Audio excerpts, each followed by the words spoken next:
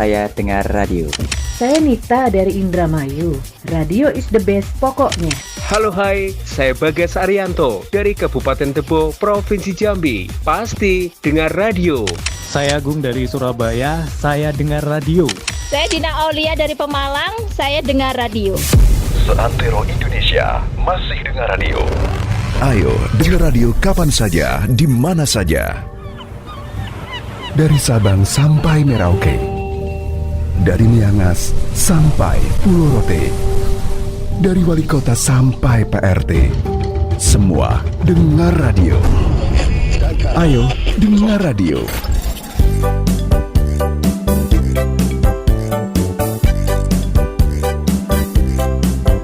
FM 91,2 Radio Kota Batik.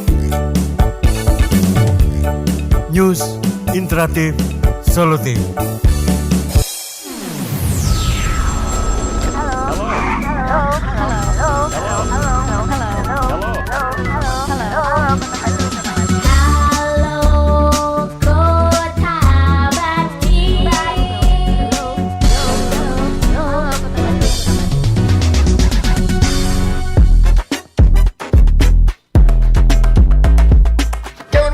Saatnya kamu bersuara. Cuma di sini di You Speak Up.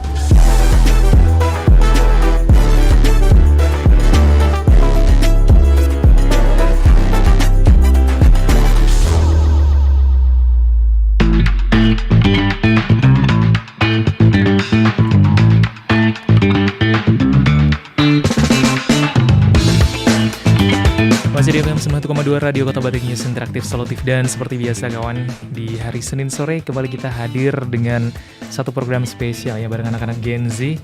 Dan sore hari ini Anto gak sendirian ya, Anto juga ditemenin sama Zara. Boleh dipakai mikrofonnya. Oke. Halo. Baru pertama kali nih ya ngisi ini bareng sama Mas Anto. Iya. Jadi mungkin apa tuh? Aduh, deg-degan banget nih ya. Santuy ya, nanti 1 jam Iya, ke depan kita bakal ngobrol bareng anak-anak Gen Z. Ini Zara juga bukan Gen Z ya? Iya, betul. Masih Gen Z banget. Hai. Dan sore hari ini sudah ada kawan-kawan dari Gitu. LKM Fakultas Hukum. Kita kenal dulu ya satu-satu. Ada Mahfud Alfi Sehabudin, yang mana nih orangnya nih? Halo, yang sini Kak. Oh ya, situ. Sebagai Ketua LKM Yap. Fakultas Hukum. Kemudian oke, ada Irgi Maulana Saputra, Wakil Ketua LKM Fakultas Hukum. Iya. Ada Sinta Rizkiana Sutanti. Iya, itu boleh diturunkan sedikit namanya. Ke bawahin lagi ini aja, apa namanya? Nah, ditarik ke bawah. Oke, siap. Nah, ini ada Mahfud Alfi Sehabudin, manggilnya siapa nih? Manggilnya Mahfud aja. Oh, bukan kakak ya? Masih adik-adik. Masih ada. Mahfud, kemudian Irgi manggilnya. Iya, Ingat banget sama ini. Dulu tuh ada artis sinetron namanya Irgi. itu saya. Oh iya. Oh. Speechless ya saya. Iya, tadi. shock. Kayak shock tiba-tiba gitu loh. Oh. Kayak terperangah gitu Iya, karena betul. ternyata ada artis di depan Oh saya. my god, iya bener banget. Kita kedatangan tamu artis pada hari ini ya. Tamu tadi undang kalau artisnya. Iya. Tapi kalau ini kita undang ya Irgi Maulana Saputra. Terus Sinta, manggilnya Sinta betul ya? Iya, Ini pasti dari jurusan Tata Boga semua ya? Oh bukan ya? Bukan. Karena Fakultas Hukum, Mas. Karena Iya. kita kan ngobrolin hukum. Iya, Jadi betul. dari jurusan hukum. Ada jurusan yang spesifik nggak sih di Fakultas Hukum? Ini mana? Fakultas Hukum mana nih? Unikal Unikal ya? ya, betul ya? Unikal, ya. Oke, Fakultas Hukum Unikal ini ada spesifik ini nggak? Sebenarnya Program sih, studi gitu mungkin? Kalau di fakultasnya hukum itu prodinya cuma satu sih Kak, masih cuma ilmu hukum. Tapi nanti di dalamnya itu ada beberapa apa ya, bisa dibilang ya kayak penjurusan lah gitu lah. Kita Oke. ada perdata, pidana sama HTM. Seperti itu. Nah ini masing-masing jurusannya beda atau semuanya nanti sama Kita juga? masih beda-beda. Jadi saya masih semester 7 dan teman Mas Irsi masih berapa Mas? Semester 5. 5, Mbak Cinta? Nah gitu kan. Jadi untuk semester 5 itu mungkin teman-teman udah jurusan belum sih? Belum jurusan. Jadi teman-teman masih belum jurusan nih. Tapi kalau saya sendiri, saya lebih prefer di pidana kan. Oh, kamu pengen di pidana? Oh, bukan di pidana. Maksudnya ngambil ngambilnya di pidana. spesifikasinya di pidana gitu ya. Ada berapa spesifikasi kalau boleh tahu ya? Spesifikasi tadi ya ada perdata, pidana, HTN. HTN apa tuh? Hubungan tanpa? Oh bukan ya, beda. Bukan hubungan tanpa status, bukan. Itu HTS. Iya betul. Hukum tata negara. Hukum tata negara. Bisa dibilang kita belajar miniatur pemerintah lah di situ lah. Seperti Mahfud MD, Refli Harun itu ya, pakar-pakar hukum tata negara. Ini juga Siap. Mahfud kebetulan. Oh iya, betul. Mahfud AZ. Iya, keturunannya ya. Iya betul. Mahfud, kalau itu Mahfud MD ini Mahfud AZ ya. Iya. Alfi Sihabudin, mantap. Nah, sore hari ini kita ngobrolin tentang ruang tumbuh mahasiswa hukum dalam membentuk generasi hukum yang siap bersaing gitu ya. Siap bersaing sama apa nih? Atau bersaing sama siapa? Tapi emang ada persaingan dengan siapa? Persaingan dengan siapa ya? Mungkin persaingan dengan mahasiswa yang lain. Soalnya kan nanti gini ya Kak, ini mungkin beda orang beda POV sih ya. Yes, karena tentu. Kan, kalau dari saya pribadi, kenapa kok kita bersaing? Karena yang lulusan S1 tuh banyak dan pakai banget. Betul. Jadi pembeda kita dengan orang lain ya pasti kita harus itulah bersaing. Entah itu dalam segi pendidikan, non akademis maupun akademis. Iya. Bahkan ini ya, kalau di beberapa kampus-kampus mungkin yang tidak terkenal pun itu salah satu jurusan yang awal-awal ada itu biasanya hukum ya. Iya betul. Iya betul. Kenapa tuh? Kenapa ya? Mungkin ini POV yang udah semesternya lebih paling banyak nih. diminati. Bisa dibilang sih kenapa kok saya ambil hukum sebenarnya tuh ya. Cerita dikit nih jadinya ya. Boleh, banyak juga boleh. Sebenarnya sih dulunya kenapa kok bisa pengen kuliah tuh dari bisa dibilang manggilnya siapa ya? Kalau punya adik terus nikah manggilnya Pak Om ya? Adik terus nikah. Ponakan nikah Om ya benar ya? Iya betul. Ponakan nikah. Ponakan saya sendiri yang nikah. Iya, manggilnya kalau suaminya Pak Om ya? Kalau apa adik? Ke suami ponakan. Iya manggil nama aja kan ponakan aja, kita. Kecuali dia ke kita ya. Baru dia manggil Om ke kita. Oke. Jadi beliau tuh ngasih motivasi gini Kak kan. Kan saya dulu kan lulusan SMK nih, bukan SMA. Jadi kan otomatis pasti pengennya ke Jakarta, Cikarang gitu kan, Tangerang. Kerja gitu ya. Tambang dan seterusnya gitu lah. Dari itu diceritain nih bahwasanya nanti kuliah tuh gini. Terus kenapa kamu juga harus milih fakultas apa yang cocok dengan kamu. Selain itu juga coba dipikirin ke depan kamu mau jadi apa. Yes. Lah kenapa kok ambil hukum? Karena referensinya gini Kak, hukum tuh di setiap aspek ada. Iya betul. Oh betul, pasti. Gitu kan. Jadi bahkan dari kita diundang ke sini pun ada hukumnya secara tidak tertulis kayak undangan. Itu kan dalam bentuk format kan. Itu juga bisa dibilang hukum lah, dalam undangan. Gitu. Jadi kalaupun nanti saya ke depannya kok nggak jadi pengacara, nggak jadi pemerintahan, tapi setidaknya saya masih bisa masuk di beberapa bidang yang lain. Mungkin di perbankan saya juga bisa masuk, atau mungkin jadi HRD juga bisa masuk, atau mungkin jadi dosen gitu. Makanya kenapa kok ambil hukum, salah satunya asalnya itu sih, karena fleksibel. Walaupun saya juga punya target, pastinya dong. Apa tuh? Target saya ke depan pengennya sih dosen. Oh lebih ke akademisi berarti ya? Pengennya sih dosen. Tapi praktisi dulu nggak? Maksudnya kalau praktisi pasti, namun kan selain itu nantinya saya juga pengen dosen. Kenapa kok pengen dosen? Karena interaksi dengan mahasiswa tuh seasik itu menurut saya. Walaupun saya profil mahasiswa ke mahasiswa, tapi kalau membayangkan menjadi dosen kayaknya asik nih ya. Walaupun nggak tahu pada nanti jalannya bagaimana. Artinya sudah ada passion itu duluan gitu ya, passion buat mengajar dan seterusnya. Kalau POV dari Ergi gimana Ergi? Kamu kecemplung di hukum karena kamu dihukum apa gimana? Dihukum oleh pingin orang tua? Debat, mungkin pingin debat gitu kan. Biasanya kalau anak hukum tuh identik dengan pinter banget ngomong, ya kan? Selain pinter, baperin perempuan atau laki-laki nih, ya betul. Juga pinter ngomong, apa ya? Kayak, kamu pengalaman pos gimana Zara? Dibaperin sama anak hukum. Aduh. Gimana Ergi POV-nya? Kalau dari saya sih lebih dari masukan orang luar katanya hukum itu gini loh. Boleh dideketin sedikit mikrofonnya. Tarik aja nggak apa-apa sama itu. Oke. Nah, apa tadi? Mana? POV oh, kamu. POV. Lebih ke masukan-masukan dari luar, dari orang tua, dari kakak gitu. Katanya masuk hukum aja lebih gampang cari kerja gitu. Terus tugasnya juga mungkin nggak sebanyak fakultas-fakultas lain mungkin. Kan itu belum pernah kuliah di fakultas lain juga kan. Betul. Iya. Oke, kalau POV-nya Ergi itu kerjanya bisa ada banyak pilihan gitu. Iya, ya? betul. Oke lah, ini orientasinya kerja nih Ergi. Iya, betul. Kalau Sinta gimana Sinta? Kalau aku sendiri sih waktu awal-awal tuh kalau hukum tuh banyak kayak teka-teki gitu. Hukum itu teka-teki, gimana tuh? Jadi kayak banyak ada beberapa kasus yang harus dipecahkan. Oh, ini pasti terinspirasi dari Conan nih jangan.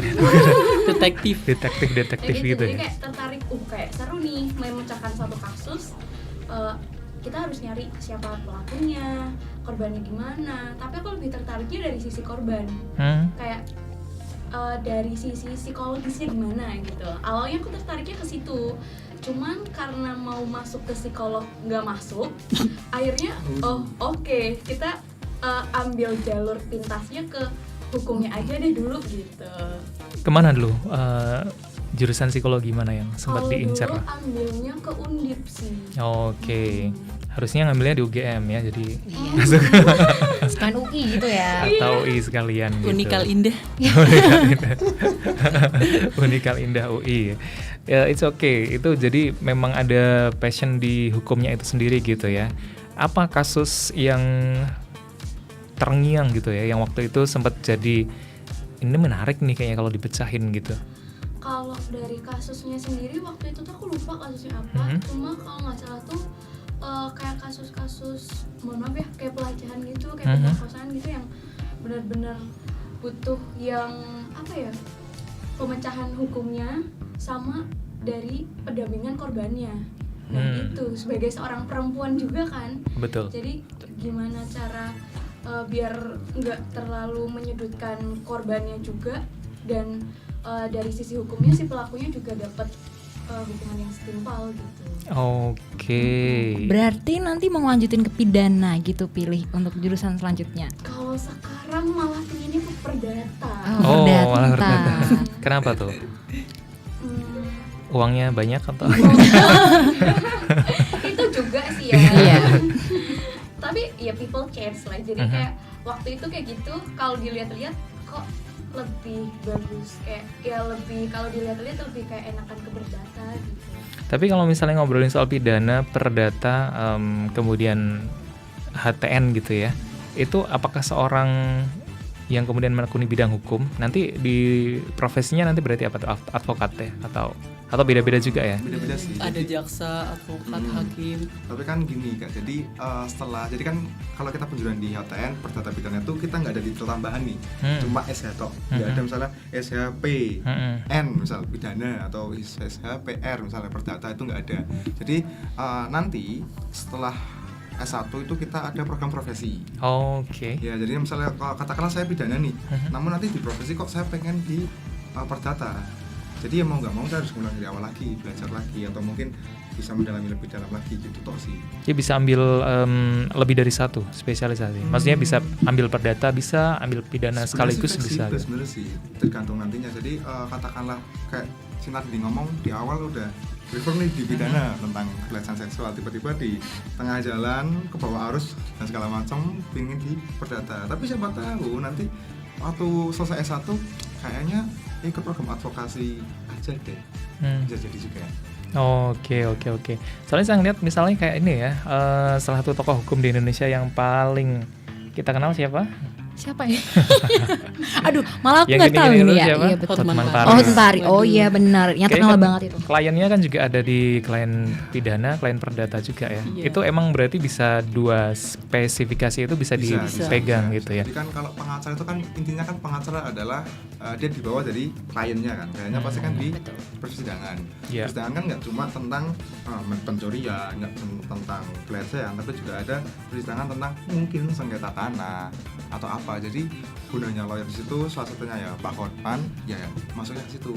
Entah nanti kliennya kok permasalahannya pidana atau perdata itu tergantung prefer ke kliennya, apakah kliennya ke lawyernya apakah udah prefer di perdata atau belum. Kalau misalnya udah belum prefer di perdata ya mungkin ambilnya kasusnya yang pidana terus. Oke. Iya, berarti itu profesinya advokat ya. Advokat. Ada lagi profesi lain di bidang hukum itu misalnya tadi hakim gitu, profesi. Hakim pun itu malah lebih panjang pertanyaannya Kak. Oh, setelah ini ya. Ya bisa jadi dia dari advokat bisa ya. Lagi S2, saya itu mungkin ada profesi juga pastinya di persidangan. Jadi itu pasti lebih panjang. Kalau yang PPAT? Oh, PPAT, notaris ya. Notaris. Ya, notaris. Ya sama. Jadi tapi itu berbeda dengan advokat ya. Berbeda. Ya, tapi bisa dibilang advokat kan membantu hukum ya kan. Notaris juga membantu hukum. Jadi bisa dibilang itu mungkin kayak satu kesamaan ya, tapi beda. Beda penjurusan aja lah. Ya, ada pengacara, ada notaris, ada jaksa dan segala macam, tapi sebenarnya berdampingan berarti gitu. Iya, karena saling berhubungan semua sih Kak. Nah ini kan kalau di Unikal yang spesial salah satunya anak-anak Fakultas Hukum ini ada LKM gitu ya. LKM ini apa nih? Lembaga Kegiatan Mahasiswa atau Lembaga Kajian Mahasiswa. Oh, Lembaga Kajian Mahasiswa. Lembaga Kajian Mahasiswa Fakultas Hukum. Ngapain itu? Kegiatannya mengaji gitu kan. Dari kajian. Bisa ya kajian pagi gitu ya. Gimana tuh? LKM itu apa tuh? LKM Fakultas Hukum tuh. LKM itu Lembaga Kajian Mahasiswa yang secara langsung itu turun ke masyarakat, beda dengan organisasi lain. Semisal Badan Eksekutif Mahasiswa, SEMA, Senat Mahasiswa itu kan prokernya itu terlalu rata internal. Kalau di Lembaga Kajian Mahasiswa itu eksternal, jadi turun ke masyarakat langsung gitu. Apa tuh contohnya misalnya? Contohnya paralegal dan penyuluhan hukum. Di situ kita kan mendampingi. Ya, mensurvei tempat-tempat yang dimana butuh bantuan hukum apa. Nanti kita di sini sebagai mahasiswa itu sebagai jembatan untuk menyampaikan ke orang lebih paham hukum lah. Kita kan mahasiswa masih belajar ini. Yaitu kita sebagai perantara, fasilitator lah jadi. Iya. Oke. Jadi peran LKM di situ gimana tuh buat para mahasiswa di Fakultas Hukum? Mungkin kita sebagai sebagai organisasi yang dimana kalau teman-teman mau gabung dan ke kita pasti bisa saling belajar bareng-bareng tentunya ya Kak. Karena saya berpedoman gini, semua orang tuh dilahirkan dari nol. Nggak ada yang tiba-tiba langsung celing pinter, nggak ada. Jadi semua pasti butuh proses. Nggak ada orang bodoh, tidak ada orang yang kurang, semuanya dari nol semua. Jadi bagaimana teman-teman mahasiswa tuh, kamu pengen pengembangan di mana nih? Ada banyak organisasi yang kalian bisa masukin, salah satunya kita. Organisasi itu semuanya baik semua sih Kak menurut Kak, nggak ada yang negatif. Semuanya pasti positif. Jadi tinggal bagaimana mahasiswa itu tinggal milih aja nih, fokusnya ke mana? Ke BEM, ke SEMA, atau ke UKM. Karena kita kan bentuknya kan UKM ya Kak, unit kegiatan. Jadi kita bukan badan legislatif atau eksekutif di kampus, tapi kita benar-benar UKM, unit kegiatan gitu sih. Terus yang tadi Mas Rizky ngomong, mungkin saya tambahin dikit. Kita mungkin kalau pendampingan sih bahasanya terlalu lancang ya, karena kita nggak mendampingi sama sekali Kak. Kita lebih jadi fasilitator. Katakanlah satu daerah A, kita ke sana ngobrol sama Pak Desa atau kelurahannya. Di sini ada permasalahan apa nih Bu yang belum selesai? Katakanlah, oh Mas kemarin masih ada cekcok nih antara warga tentang pembagian waris misalnya. Nah, oke Bu, gimana kalau kita misal bawain dosen atau mungkin bawain notaris langsung ke sini biar warga-warga tuh yang tadinya mungkin tanda kutip masih simpang siur tentang hukum, kita bawain langsung nih para praktikumnya langsung. Karena kalau kita yang jelasin kesannya terlalu lancang Kak. Kenapa lancang? Karena kita tuh masih mahasiswa, belum praktek sama sekali. Bahkan teori pun terkadang kita berbeda satu sama lain. Mungkin teori Mas Yudi A, teori saya B, teori Mbak Sinta C. Jadi profil kita masih banyak banget dan makanya kita jadi fasilitator aja sih. Katakanlah desa A butuh A, oke, kita ada kenalan atau mungkin dosen kita juga mumpuni di situ, kita masukin ke situ. Harapannya pastinya agar masyarakat desa itu bisa paham lah, oh ternyata seperti ini ya, oh ternyata kasus seperti ini diselesaikan seperti ini ya. Syukur-syukur lagi dari desa itu sendiri juga bisa mendampingi sama warganya. Karena kalau kita mendampingi kan kita nggak bisa ya Kak ya. Kita cuma fasilitator, mungkin kalau pihak desa, Mas gimana kalau dosen kemarin membantu kita? Oh, oke Bu, kita mungkin jadi jembatan aja. Karena untuk membantu, ya kita belum bisa sih Kak. Iya. Cuman saya agak tertarik juga sama namanya gitu kan ya. Ini tadi disebut sama Irgi sama Mas Mahfud juga. Ini LKM ini langsung turun ke lapangan memfasilitasi gitu ya. Tapi ini kan namanya kajian. Lembaga kajian gitu. Kalau Nah, kayak sudah menduga pertanyaannya gitu. Karena gini Kak, karena image yang kita dapat dari teman-teman adalah tentang pengabdiannya yang lebih besar. Karena kan bisa dibilang pengabdian ini menjadi satu proker main proker kita lah. Entah itu pengabdian di masyarakat kan luas ya Kak ya. Bisa di desa, bisa di sekolahan, bisa di apa. Namun untuk kajian itu sendiri kita juga ada kajian rutin, tapi rata-rata kita keep internal Kak. Jadi kajian rutin yang keep internal tuh contoh, misal kayak kemarin waktu masih rame tentang demo A, B, dan segala macam, kita juga udah internal udah, ayo kita bedah bareng-bareng biar teman-teman tahu nih undang-undangnya ternyata seperti ini, pembacaan seperti ini, sini ini yang bermasalah ini. Yuk coba teman-teman semuanya bisa berdiskusi bareng-bareng apakah ini menjadi solusi atau ini sebagai masalah atau gimana gitu. Terus untuk kajian secara yang eksternal itu kita ada seminar Kak.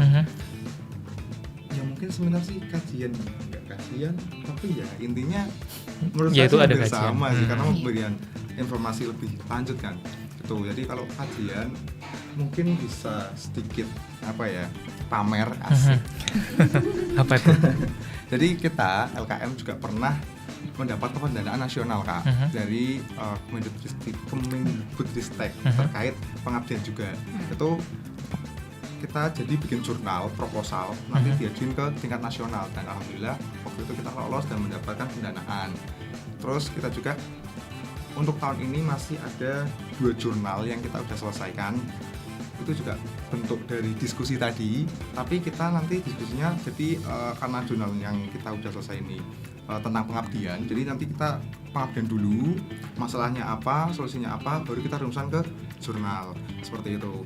Terus dan teman-teman yang lain juga Kak, banyak teman-teman yang ada duta, beberapa ada juga duta kampus, ada duta wisata, duta perpustakaan kita juga ada. Jadi kajian ini nggak melulu tentang harus gembruduk rame gitu Kak. Tapi lebih kita sih seringnya sih internal sih gitu. Tapi tadi saya menarik sekali ya dengan apa yang disampaikan Mas Mahfud. Ternyata memang kajian yang teman-teman lakukan itu justru based on apa yang ada di masyarakat gitu ya. Dan itu menurut saya justru lebih menarik gitu ya. Tidak hanya mengkaji teori-teori saja gitu, tapi teman-teman udah turun duluan dan menghasilkan jurnal yang bahkan tadi sudah sampai ke diakui oleh Kemendikbudristek gitu ya. Ada menerbitkan jurnal juga atau ini lebih ke tematik aja gitu? Tematik semua sih. Kalau jurnal sih kita seringnya sih upload di internal Unikal ya Kak. Walaupun nggak banyak, tapi ya kadang gini Kak, kemana? Waduh, curhat lagi. Curhat aja, curhat dong. Di sini iya. Kadang tuh bikin jurnal, kita kan banyak fase di mana bikin seset setelah dicek turnitin ternyata boom, turnitinnya banyak, kita harus revisi segala macam. Terkadang juga waktu upload dan segala macam terkendala atau apa. Paling itu sih Kak kendalanya. Namun yang kadang gini Kak, tadi Kakak ngomong menarik nih, langsung ambil di masyarakat, karena waktu di masyarakat tuh ya kadang teori ini sama ini itu ternyata beda ya. Antara teori A mengatakan misal hukum tuh seperti ini, ternyata waktu di masyarakat enggak juga. Yang paling menarik adalah kemarin waktu kita pengabdian di desa sensor aja ya Kak ya. Desa ini itu, kenapa nih sensitif? Lumayan sensitif. Oke. Menurut saya. Oke. Ini sih lebih ke prefer ke karena ada kasusnya nih ya. Enggak. Oh bukan. Kasus sih Kak. Tapi saya mau ini biar terpancing. Kak Sinta kan ngomong tentang perempuan perempuan nih. Oke. Ini tentang perempuan. Mungkin bisa ke sana juga lah. Oke. Siap. Tentang pernikahan dini. Masih di sekitar Pekalongan nih? Ini Pekalongan. Oh, Pekalongan. Pekalongan. Itu waktu kita survei, ngobrol sama yang ada di sana lah ininya. Banyak alasan Kak.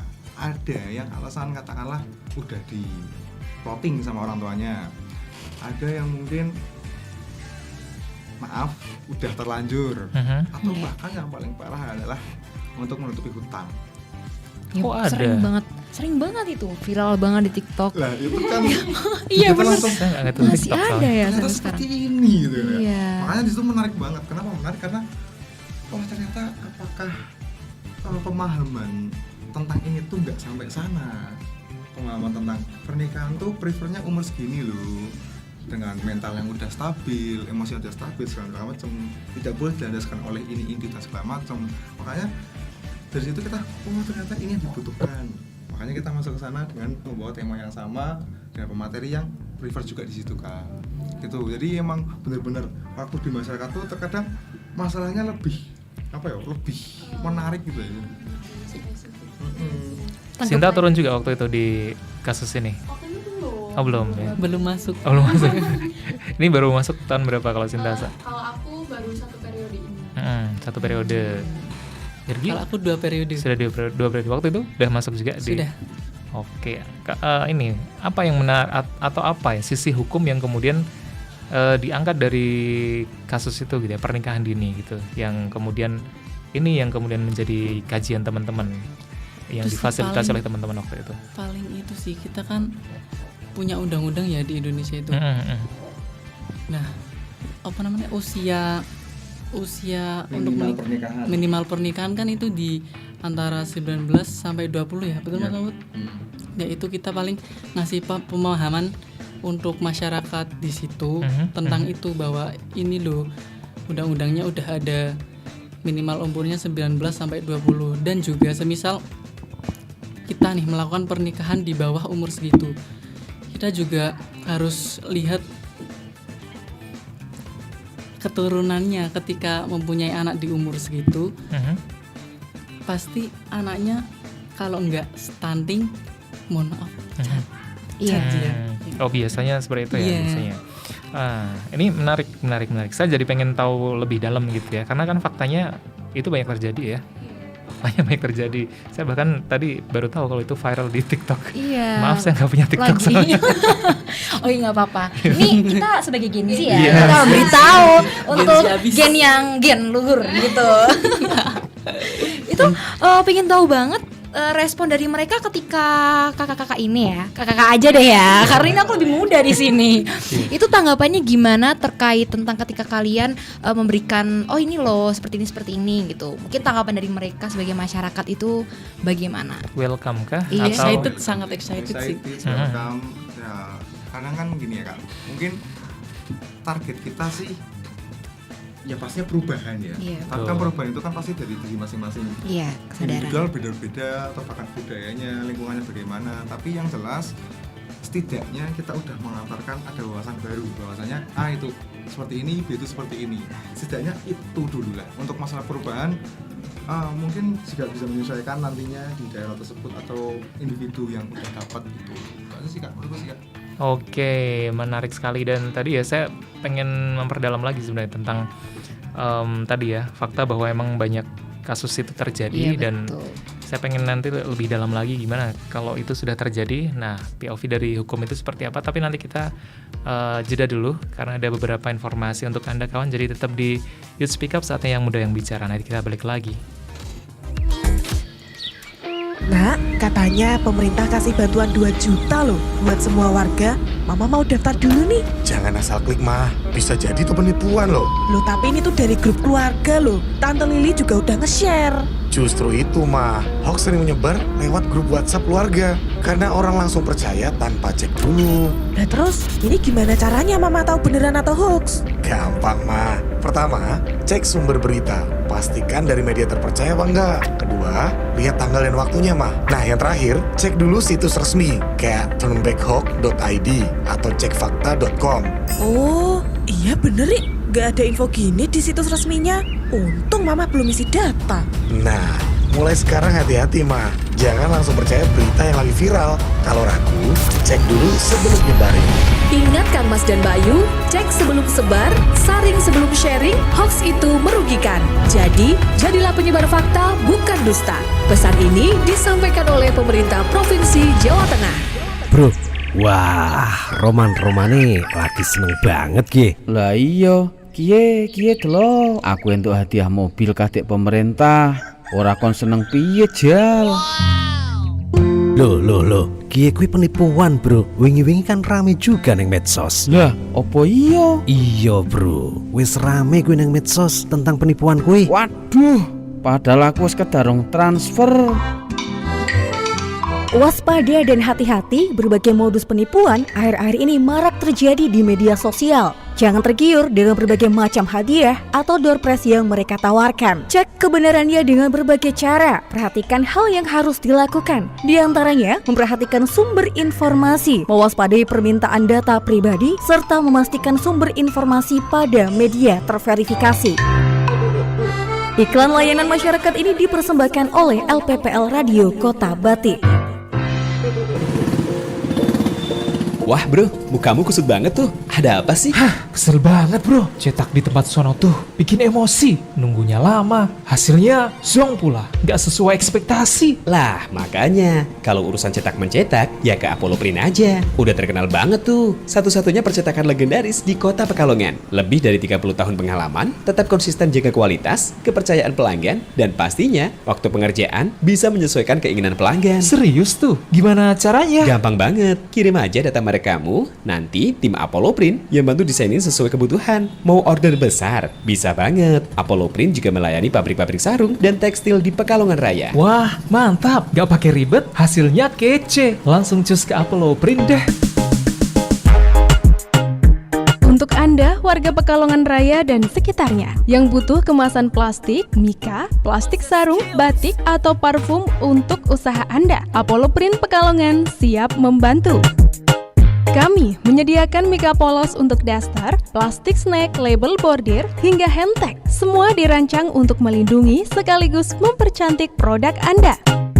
Dengan pengalaman yang sudah teruji, Apollo Print jadi pilihan utama konsumen Pekalongan. Untuk kemasan yang berkualitas dan harga terjangkau, kunjungi kami di Jalan Seruni, Gang Sriwedari, nomor 1, Poncol, Pekalongan, atau hubungi WA 0857 4274 5765. Buka setiap Sabtu sampai dengan Kamis, mulai dari jam 8 pagi sampai jam 4 sore. Apollo Print Pekalongan, rekan amanah kerja Anda.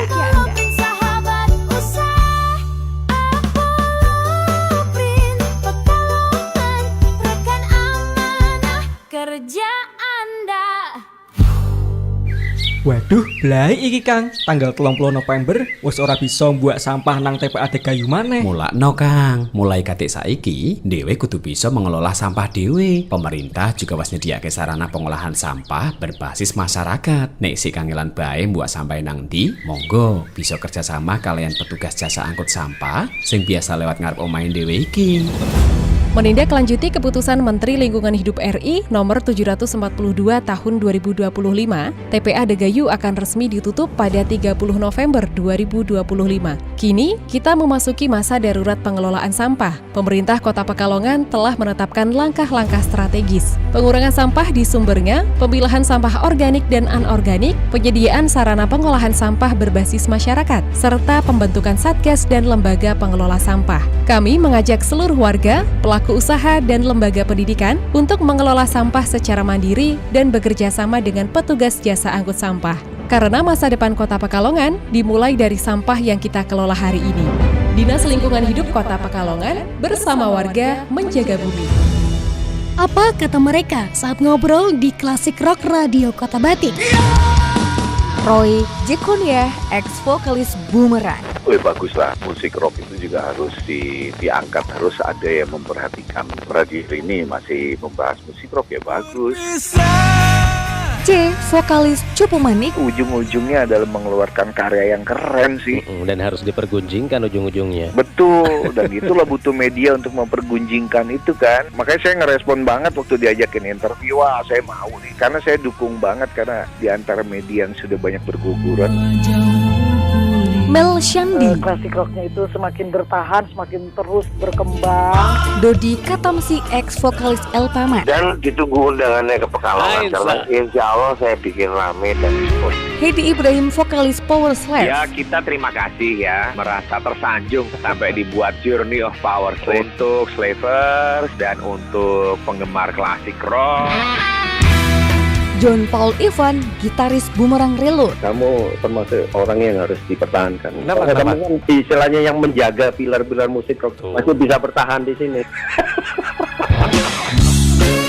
Fajar Satritama, drummer Good Plus dan Edane. Di sana Radio Kota Batik ini bisa memperluas musik rock di area ini. Jadi sangat support dan salut sih Mas tetap situ, dan mudah-mudahan memang itu pendengarnya juga cukup banyak. Edo Witis, gitaris Voodoo. Lu bikin aja musik itu, jangan berpikir lu mau ngetop, lu berkarya aja. Andi, vokalis Riff. Salam untuk semua pendengar radio di sana. Salam untuk semua kru radio di sana. Ya. Ikuti dan nikmati malam dengan dentuman musik rock di ruang dengar Anda. Hanya di Classic Rock FM 91,2 Radio Kota Batik. Setiap Selasa pukul 10 malam hingga 12 malam. Keep rock on. Rock on. Classic rock. Classic rock. Kawan muda, saatnya kamu bersuara. Cuma di sini di Yo Speak Up.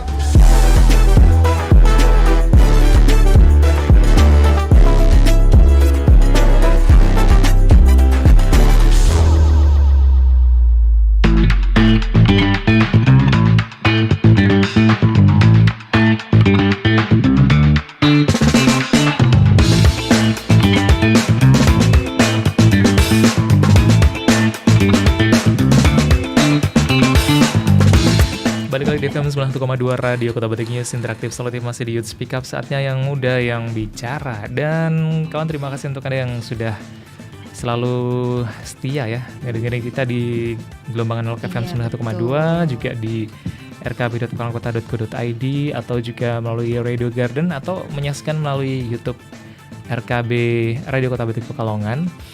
Dan kita sapa dulu ya yang sudah bergabung melalui chat WhatsApp. Ini ada kawan Ipin di Talun.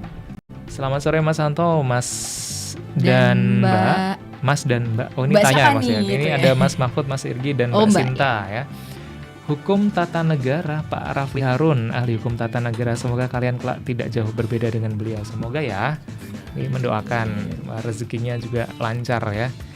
Pak Rafli itu konten kreator juga sih kalau sekarang. Lebih banyak ke konten kayaknya malahan ya. Ada Manggoro, Mas Ada Manggoro atau Pak Ada Manggoro di kawasan Doro. Mau tanya nih sama mahasiswa hukum tentang kasus Dirut ASDP Ibu Puspita Dewi yang jadi tersangka korupsi. Teman-teman mahasiswa, apa yang menyebabkan beliau jadi tersangka? Mohon tanggapannya. Ini kayaknya berat ya pertanyaannya. Ya berat banget ya. Wow. Aduh. Tapi udah pernah mecahin masalah-masalah gini belum? Kalau kita sih diskusi aja. Sempat ngikutin kasusnya. Kalau ngikutin beberapa sih ngikutin agak, tapi kita sih lebih kayak apa ya? Menurut saya semua kasus tindak pidana, namun korupsi dan lain segala macam, itu kan sebenarnya kan dari diri sendiri ya kak ya. Maksudnya kita lebih prefer pusatin diri kita dulu lah. Banyak kasus yang mungkin bisa jadi cerminan buat kedepannya agar anak muda tuh nggak menjadi mereka. Kita kan katanya 2045 Indonesia emas. Indonesia gemas. Gemas. Jadi kan kita jangan sampai meniru mereka gitulah. Tapi untuk masalah alasan dan segala macam, semua kasus korupsi menurut saya kayak hampir sama skemanya. Cuma beda, mungkin mereka bermain di sini, tapi secara garis lurus menurut saya sih sama. Emang mereka tanda kutip ya kurang aja. Cuman ini agak spesial loh kasus Bu Puspita Dewi ini kan nggak tahu ya, saya bukan ahli hukum tapi mungkin nanti bisa, mungkin ini bukan topik yang akan kita bahas lebih dalam, cuman ini satu hal yang cukup dipertanyakan di publik ya. Ya sebagaimana kasus Pak Tom Lembong kemarin kan akhirnya juga dapat apa waktu itu remisi. Nah Bu Puspita Dewi ini kan salah satu direktur BUMN yang paling sukses, ya kan? Dan kemudian sekarang tersangkakan gitu ya, tersangka korupsi gitu. Oke, nanti mungkin kita akan bahas next gitu ya tentang kasus ini. Tapi ada tanggapan dulu mungkin? Iya, tanggapan. Kalau tadi kan sudah dari Mas Mahfud, Irgi ada tentang kasus ini? Mohon maaf kalau kasus ini belum mengikuti kalau aku. Oke. Mungkin kalau Kak Sinta? Kalau aku juga kalau untuk kasus Ira Puspa Dewi ya. Kalau ini juga setahu aku juga nggak hampir beda sama yang Tom Lembong, cuma nggak yang terlalu ngikutin juga sih kan. Karena emang ini masih berjalan ya. Iya. Baru dan masih belum. Kayak simpang siur. Masih ketutup banyak konflik yang lain. Karena banyak konfliknya. Iya, makanya. Seperti apa? Yang kemarin disahkan, aduh. Apa itu yang disahkan? Aduh kan. RUU atau apa? RUU KUHP. RUU KUHP. KUHP. Hubnya apa tuh? Pidana atau perdata? Hukum acara pidana. Oke. Jadi kadang bahas dikit ya KUHP ya. Boleh. Jadi KUHP sama KUHP itu beda ya kayak. Oh iya, ada KUHP ada KUHP. Betul. Oke. KUHP kan itu bisa dibilang mengidentifikasi kayak katakanlah ini tuh salah, itu di KUHP. Tapi untuk di KUHP itu bagaimana ini tuh tadi berjalan. Jadi dari kasus ini tuh berjalan bagaimana dari awal sampai akhir gitu Kak. Jadi pembahasan di dalamnya memang sangat berbeda karena yang di KUHP itu secara rinci kamu berbuat seperti ini kamu salah. Yang di sini kalau salah dalam tahap A nanti ada tahapannya ini gitu. Hukum acara ya. Hukum acara. Lebih ke acaranya bukan. Jadi itu lebih mengatur ke acaranya aja. Oke. Jadi berbeda. Kayak IO ya ngatur acara. Iya, Tapi itu beda, bukan IO ya. Ini para penegak hukum. Nah, balik lagi ke yang tadi, saya cukup penasaran gitu ya dengan apa yang teman-teman sudah kaji di lapangan, khususnya kasus pernikahan dini. Kita nggak sebut di mananya ya, tapi apa yang teman-teman dapatkan. Kemudian di situ kan juga ada fakta-fakta bahwa banyak terjadi kasusnya gitu ya. Nah, kalau dari sudut pandang hukum ketika itu sudah terlanjur terjadi gitu ya pernikahan di bawah umur, atau kemudian ketika ada kasus tadi misalnya sudah terlanjur gitu ya dan ingin menikah di bawah umur, itu seperti apa dari sisi hukum? Dari sisi hukum sih yang jelas itu dilarang ya. Di awal tadi udah haram berarti. Wah, bahasanya boleh. Ini beda, bukan hukum syariah berarti. Tapi pandangan saya sih, maaf kalau misal teman-teman apa sih ngundang pendengar dari radio kawan RKB. Kawan RKB kalau mungkin saya salah kata atau gimana karena saya masih mahasiswa dan belum bisa. Disclaimer dulu ya. Disclaimer dulu ya. Jangan judge ya gitu. Judge gak apa-apa karena kan kita butuh koreksi. Iya betul maksudnya. Namun mungkin statement saya atau salah atau gimana, yang terjadi kalau adanya pernikahan dini terus mungkin maaf udah terlanjur, nanti pasti mereka akan ke nikah sirih dulu. Karena kan seperti itu. Nah, nantinya bagaimana? Ya tetap setahu saya sih nanti nunggu umurnya udah 19 dulu. Udah nyampe lah. Karena kan di buku nikah kan udah ada peraturan segala macam kan. Iya. Masa sih udah ada legasi turun tapi umurnya belum dapat kan nggak bisa. Setahu saya seperti itu. Kalau nggak salah ada dispensasi nikah. Iya, betul ada. Di usia aku juga ada orang kayak tetangga lah ya. Dia baru ceweknya tuh usia 19 tahun dan cowoknya tuh udah sekitar usia 25-an lah. Jadi ada gap usianya juga kan. Cowoknya aman lah ya. Cowoknya aman. Nah, ceweknya ini memang dari segi hukum usianya itu udah masuk buat masuk usia nikah. Iya. Cuman karena emang entah itu terlalu muda atau apa, nah itu ada dispensasi nikah. Jadi harus ngurus segala macamnya jauh lebih ribet ketimbang di atas 19 atau 20 ke atas. Nah itu juga penting sih ya, karena biar orang-orang tuh tahu ini tuh seharusnya di umur segini tuh ya jangan nikah dulu, bisa dipikir dulu gitu ya. Nah, pentingnya pengetahuan ya, Iya. pentingnya kemudian peran LKM ini turun ke lapangan tuh di situ salah satunya. Nah, kemudian ketika teman-teman berproses gitu ya di LKM, apa value yang kemudian dibangun yang kemudian di situ boleh nih kita saingan kayak gitu. Yes. Waduh. Apa? Kamu. Value seperti apa di LKM ini yang spesial? Saya banyak ngomong ya. Mungkin tiga-tiganya nanti bisa ngomong karena pasti popnya beda-beda. Silakan. Value apa ya? Yang jelas sih motivasi saya dulu. Kenapa gabung? Karena gini Kak, menurut saya kita tuh harus bisa ngomong di depan orang. Setidaknya nggak menutup diri lah. Jadi percuma dengan adanya ilmu tapi tidak bisa disampaikan. Nah, dengan adanya masuk ke LKM, saya disuruh belajar bagaimana cara ngomong di depan orang, atau bahkan ngomong di depan orang-orang penting, seperti mungkin kayak kemarin kita juga pernah sama Pak Azmi, bagaimana kita ngelobi, bagaimana kita ngobrol, itu kan. Lobby apa nih kalau boleh tahu? Dulu kita Ketua DPR nih soalnya nih. Kita dulu pernah minjem ruangan untuk kita studi banding di situ. Oh, oke, aman. Udah jangan Mas. 30 Agustus ya. Peristiwa itu. Oke. Terus mungkin value yang lain juga banyak sih Kak, karena seperti di kita juga kan slogannya tumbuh berkembang bersama. Jadi di kita tuh tidak ada yang udah stuck di pucuk, kita sama-sama tumbuh dari awal, dari nol bareng-bareng, bagaimana kita mengembangkan diri kita masing-masing di situ.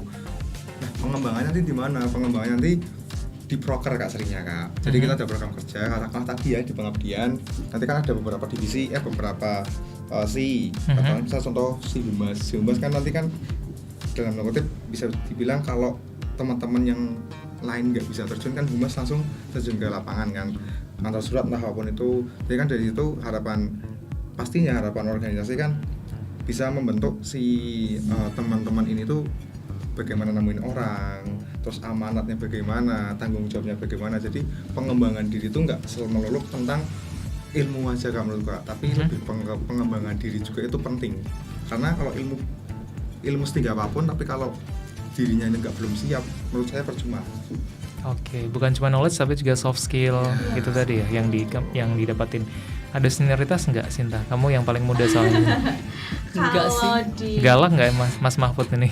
Oh, ini friendly banget. Oh iya. Kayak merangkul banget sih kalau sebagai terhalo dek kayaknya ya. Ya kalau untuk buat aku ya yang baru nggak ada sih. Semuanya merangkul, jadi semuanya tuh sama rata. Dari yang periode atas sama kita yang baru tuh sama. Jadi kayak yang atas merangkul yang bawah, kayak yang bawah kita juga belajar gimana cara memanage waktunya, gimana cara komunikasi nih yang tadi cara ngomongnya itu gimana. Nah, kayak aku juga awalnya anggota baru juga susah nih buat ngomong, buat mangap aja tuh kayak susah banget. Buat ngomong kita pengen ada diskusi, mau ngomong mau nyalurin apa yang mau kita omongin tuh susah. Nah, waktu di situ tuh kayak benar-benar ayo diomongin aja, jadi kayak ya udah ngomong aja. Akhirnya kita juga punya keberanian buat ngomong gitu. Terbentuk dari culture-nya yang ada di situ ya. Betul. Culture banget nih kayaknya. Culture abis. Ada value menarik lain Ergi mungkin bisa cerita. Kalau mahasiswa hukum itu kalau mau bersaing itu minimal punya skill lah, setidaknya 3 skill. Apa tuh? Akademik, soft skill, dan teknologi. Ketika seseorang soft skillnya nih, public speakingnya semisal bagus banget, tapi dia di akademiknya lemah, itu kan percuma ya, cuma bisa ngomong tapi nggak bisa secara akademik, jadinya kurang. Iya. Terus juga mahasiswa hukum sekarang juga harus melek teknologi sih, seperti Excel, Word itu kan juga penting ya buat dunia kerja. Oke, nah kalau ngomongin soal teknologi ini berarti ngobrolin tentang sesuatu yang update juga ya. Nah, termasuk juga kalau kita ngomongin update itu di hukum itu sendiri, di dunia hukum kan juga selalu berkembang dan selalu ada aja gitu kasus-kasus yang yang baru gitu yang jadi pertanyaan di dunia hukum. Nah ini kalau teman-teman LKM sendiri ini lebih mengikuti dari sisi update perkembangan dunia hukum itu, atau karena tadi lebih banyak apa istilahnya implementasi ya, aplikasi di lapangan, terapan kayak gitu, model yang ada di LKM ini seperti apa? Teman-teman mengkaji yang update terus kita cari nih yang di masyarakat relevan dengan kasus ini, atau teman-teman langsung aja meng-capture apa yang ada di masyarakat terus kita kaji? Kalau kita sih untuk kasus terbaru ya, jadi kan kita kan ada punya divisi namanya penelitian dan pengembangan. Nah Litbang. itu yang khusus untuk dimana kalau katakanlah ada kasus A, B dan segala macam, apakah mereka ingin membuka ke forum atau tidak. Nah untuk masalah yang diimplementasi tadi itu kan terkadang kita udah, kayaknya di sini tuh bakal temanya tentang ini. Tapi waktu kita terjun langsung ternyata berbanding terbalik. Itu juga sering kita temui. Jadi untuk yang di masyarakat itu sebenarnya kita menyesuaikan kebutuhannya di masyarakatnya sih Kak. Jadi dari tema yang kita misal katakanlah di desa A sepertinya ada permasalahan tentang waris. Ternyata waktu masuk, ternyata di sana itu masih banyak misal maling mangga misalnya. Jadi kan nggak mungkin kita bawa masalah tentang waris tapi di sananya yang masih urgent tuh tentang pencurian. Jadi waktu di masyarakat tuh malah kita lebih fleksibel ngikutin ke bagaimana kebutuhan masyarakatnya aja. Malah untuk kajian yang di internal dari PP itu tadi, jadi kan terkadang gini ya Kak, nggak baik lagi ya tadi, terkadang nggak semua diskusi itu harus dibuat di forum. Tapi teman-teman PP itu pastinya mereka sering banget nge-share contoh yang tadi Kakak juga kita pernah sindir itu ada RUU KUHAP. Itu juga teman-teman yang malahan duluan lebih tahu daripada saya. Ada beberapa teman-teman tuh, ini loh ada ini masih nyala ini, jadi teman-teman, ternyata ada ya. Masalah kadang ya saya malah yang lama tahunya. Makanya mungkin dari diskusi itu terkadang mereka juga pakai fitur call bareng-bareng tuh, call group call kok. Nah itulah pakai telepon, kadang juga di sekretariat ngobrolin tentang kasus A, B dan segala macam. Itu untuk yang dibuka di internal yang lebih luas lagi. Kan tadi Sinta ngomong misalnya kemarin RUU TNI. Jadi kan teman-teman kayak Sinta, masih belum bisa ngomong nih. Itu kita buka seluas-luasnya, silahkan berargumen, tidak ada yang salah, tidak ada yang benar. Kalian berhak semua berargumen. Kenapa kok di internal Kak? Karena kalau dibawa keluar takutnya sensitif tadi ya. Iya, sensitif. Nanti yang ada misal katakanlah Irji ngomong statement bahwasanya RUU ini tuh gitulah, diserang dari sana sini, takutnya seperti itu. Makanya kita bikin kajian internal dulu. Nanti misal teman-teman, masa aku nggak berani ngomong, takut gini-gini, nggak apa-apa, kita nggak ada yang salah, nggak ada yang benar. Kita benar-benar cari bareng-bareng. Katakanlah kamu nulis di sini, nanti ada POV yang lain gitu loh. Misal dari POV ini mau memandang sudut pandang sebagai katakanlah gelas itu wajib pakai kaca, tapi POV yang lain gelas itu ada yang plastik juga loh, nggak harus kaca. Jadi di situ benar-benar, oh iya ternyata seperti ini, jadi aman semua. Oke, menarik banget ya. Artinya tidak harus selalu menggunakan pendekatan struktural program-program ya. Justru dengan membangun culture tadi, kultur anak-anak hukum, di situ bisa diskusi kapan aja, di mana saja gitu. Bahkan bisa lewat grup call juga gitu ya. Lewat waktu kapan pun juga bisa gitu ya. Di sini tiba-tiba ngobrol subuh-subuh gitu ya. Bangun tidur. Iya, ada kepikiran nih. Gue disahkan nih ya. Gitu. Cuman namanya sekumpulan orang kan beda-beda gitu ya. Walaupun image-nya anak hukum itu suka berbicara, pintar segala macem, ada nggak yang rada minder? Gimana teman-teman ngebangun biar yang seperti itu juga bisa dibangkitkan ya gitu? Betul, itulah yang kenapa kok teman-teman yang mungkin punya rasa minder dan segala macam itu gabung ke organisasi. Karena di situ ya nggak tahu yang lainnya Kak ya, tapi saya anggap semua organisasi baiklah. Disitulah kalian bisa ngomong dengan POV diri kalian sendiri, nggak ada informasi dari luar gitu loh. Kayak Sinta tadi ngomong kan tadi nggak bisa ngomong, mangat pun susah. Kita di sini, ayo Sinta ngomong POV kamu gimana? Nggak apa-apa, salah nggak ada yang salah, benar nggak ada yang benar. Kita benar-benar diskusi aja. Kalian bisa ngelatih bicara kalian, bisa ngelatih teliti kalian dalam membaca kasus atau gimana silahkan. Jadi mungkin dari teman-teman yang silent itu sebenarnya banyak pakai banget. Contoh kayak Sinta. Dulu tuh Sinta ya kak, sama sekali nggak pernah main ke Sekre. Sama sekali nggak pernah main ke Sekre. Karena mungkin malu. Terus mau ngobrol apa juga bingung. Tapi kan dengan berjalannya waktu, dengan adanya proker, dengan adanya apa, Sinta kita ajak ngobrol terus. Sih, nanti kamu jadi MC ya.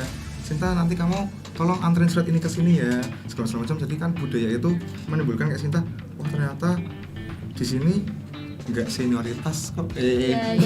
Dan kayak ngerasa apa ya? Oh ternyata aku bisa gitu.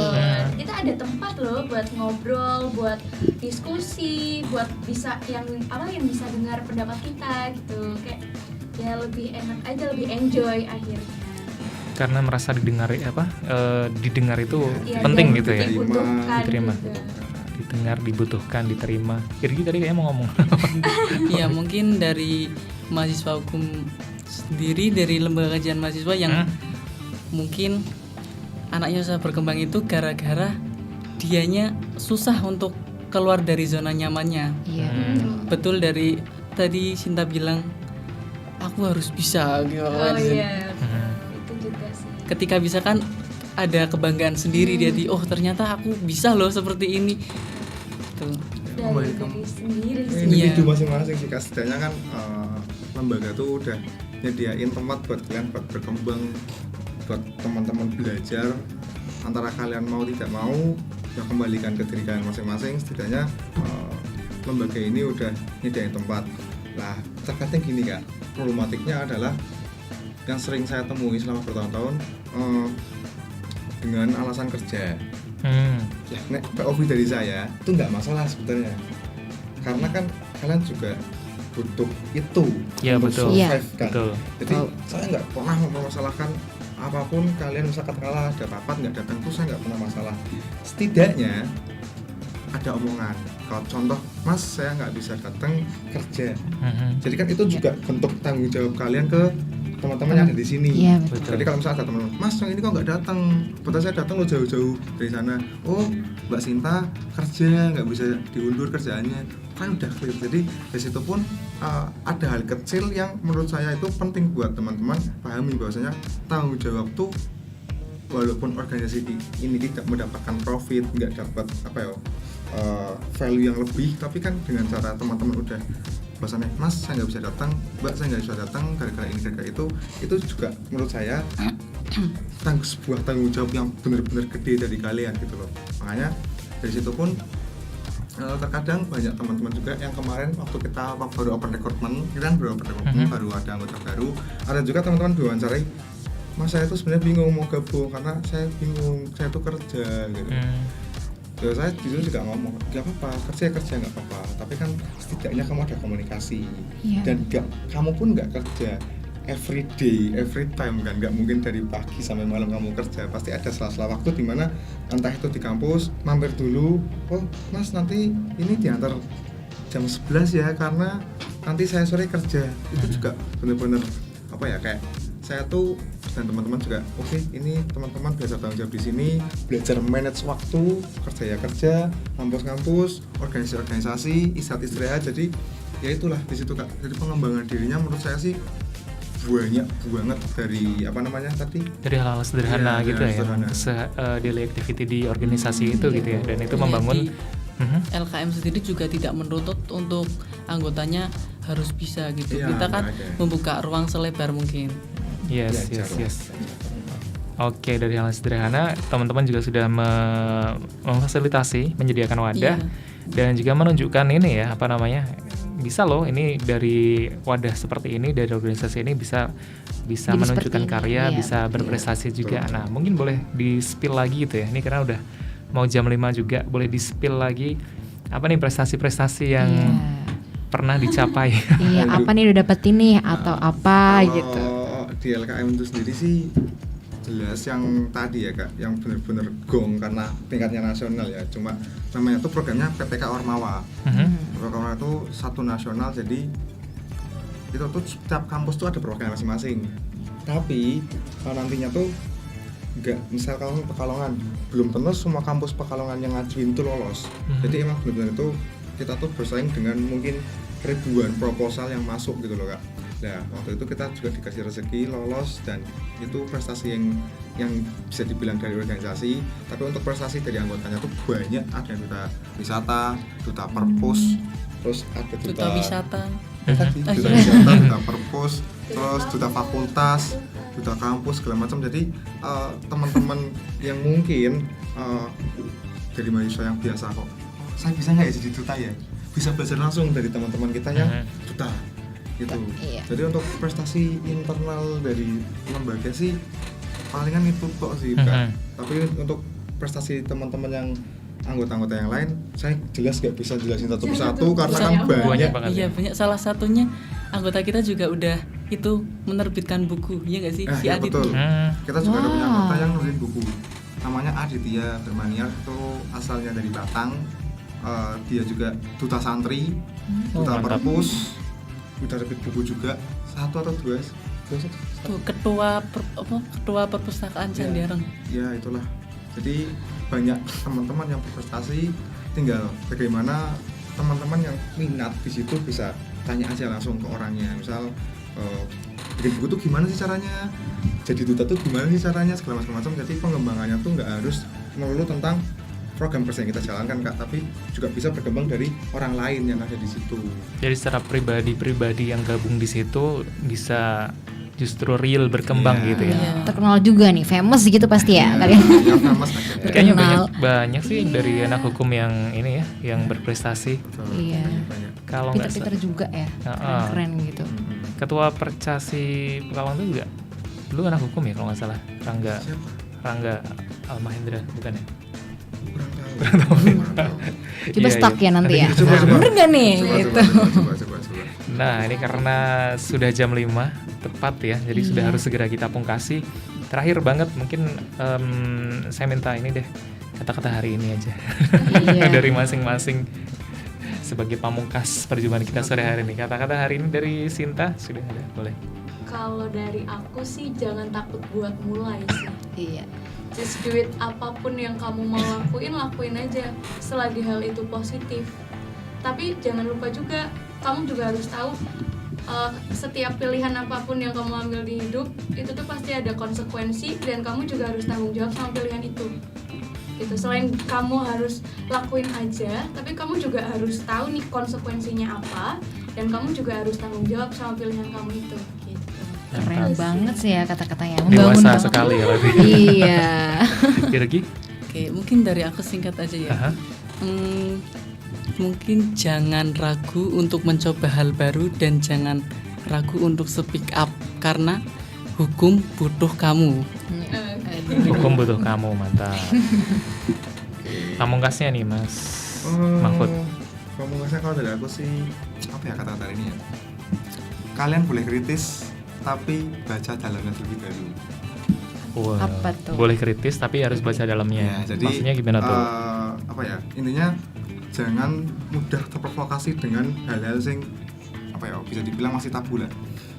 Tolong pahami dulu dalamnya. Katakanlah ada A, cari dulu A itu dari mana, apa aja yang bisa kamu pelajari di situ, baru apa yang kamu kritisi. Jangan coba-coba jangan tergiur atau terprovokasi dengan hal-hal yang masih tabu.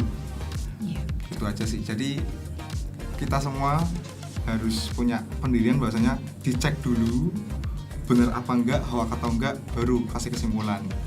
Terus mungkin terakhir ya Kak ya, maaf ya. Kita nanti juga ada seminar nasional tentang pengembangan diri juga. Nanti kita bawa guest star dari Jakarta. Siapa tuh? Boleh di-spill? Dewa. Bukan band. Oh, bukan band. Oh iya. Ini seminar nasional. Gue star yang dari Jakarta, kita masih proses MOU. Hari ini semoga deal. Terus kita juga nanti ada psikolog. Jadi teman-teman yang mungkin yang enggak di kampus pun, yang mungkin di lingkungan kerja atau di lingkungan rumahnya bagaimana, kalian bisa tanya tentang diri kalian nanti di forum itu. Jadi tungguin aja, nanti kita ada seminar nasional. Mantap. Ditunggu-tunggu banget nih ya. Keren banget. Oke, luar biasa ya.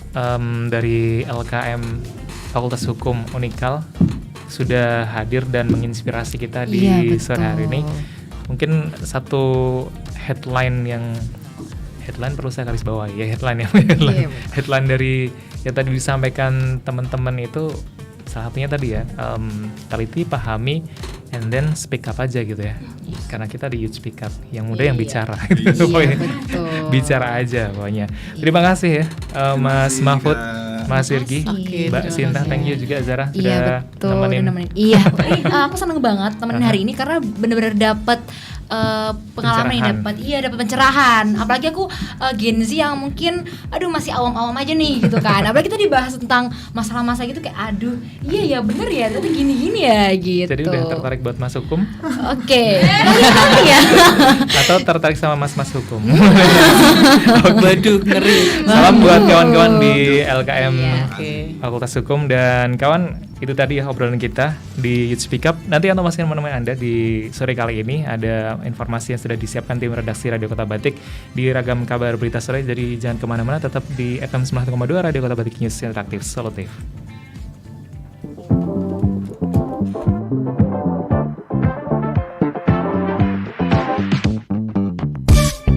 Demikian tadi Youth Speak Up dari FM 91,2 Radio Kota Batik. Sampai jumpa.